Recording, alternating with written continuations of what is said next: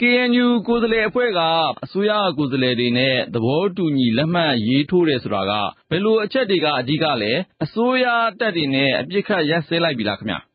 ကျွန်တော်အသေးစိတ်တော့မသိရဘူးသိရသလောက်ကတော့ကျွန်တော်တို့တောင်းဆိုချက်17ချက်ကိုမူအားဖြင့်လက်ခံတယ်ပေါ့မူအားဖြင့်လက်ခံတယ်ဆိုတာကအပြစ်ခတ်ရပ်စဲလို့မရသေးဘူးဘာလို့ဆိုလက်တွေ့တရားဝင်ပေါ့တိတိကျကျလက်ခံတယ်လို့မဟုတ်သေးဘူးကျွန်တော်တို့အဲ့လိုသိရတယ်လေ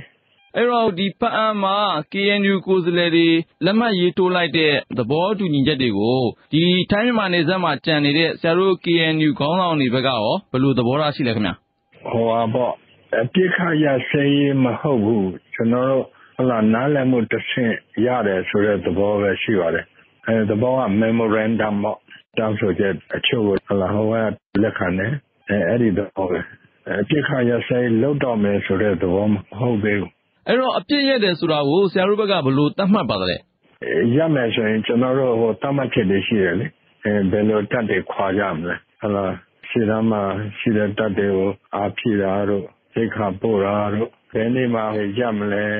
ကျွန်တော်တို့အမြင်ကတော့ကျွန်တော်တို့ကအကျူးကျော်ခံရတဲ့လူတွေနော်ကျူးကျော်တဲ့တက်တွေကဆုပ်အရင်မူရင်းနေရပေါ့ဥပမာမော်တကားလားအဲ့ဒီဝင်းချင်းအဲ့ဒီမှာပြန်ပြီးတော့နေကြဖို့ပေါ့လော30လောက်တဲ့အပြစ်ခါရဆဲဆိုတော့မခိုင်ပါဘူးပေါ့ဗျာအခုလုံးနေတာလောဖြစ်နေဟုတ်ကဲ့ခင်ဗျအခုအချိန်ကြာမှဒီလပိုင်းတွေအတွင်းမှာဒီအပြစ်ခတ်ရဆဲကိစ္စကိုခက်စစ်စိတ်တက်တော့ရိုက်ပြီးတော့လှုပ်လာတာကဘယ်လိုသဘောမျိုးလို့တွေးမိပါလဲခင်ဗျအဲ့တော့စစ်တပ်နဲ့နားလည်မှုရှိလှုပ်နေကြလားလို့တစ်ဖက်ကလည်းတွက်ကြည့်တယ်လေကချင်ဘက်ကသူကတပ်တွေပို့ခြင်းတယ်အဲ့ဒီမှာတိုက်ပွဲတွေအပြင်းထန်ဖြစ်နေဟိုရုရှားချေညာဝင်တဲ့ပုံစံမျိုးပေါ့လောလောနဲ့ရမယ်ထင်တယ်ပဲလို့ကြီးကျယ်ခါရတဲ့အခါမှာကျန်နာလို့ဖြစ်နေတော့ပေါ့အဲ့ဒီအတွက်သူတို့ကအဲ့ဒီဘက်ကိုတဲကြီးမဲကြီးအားဆိုင်နေတဲ့အခါမှာဒီဘက်မှာသူတို့ကအပြစ်ခတ်ရဆေးအများဖြစ်ဖို့ညာလုံနေသလားပေါ့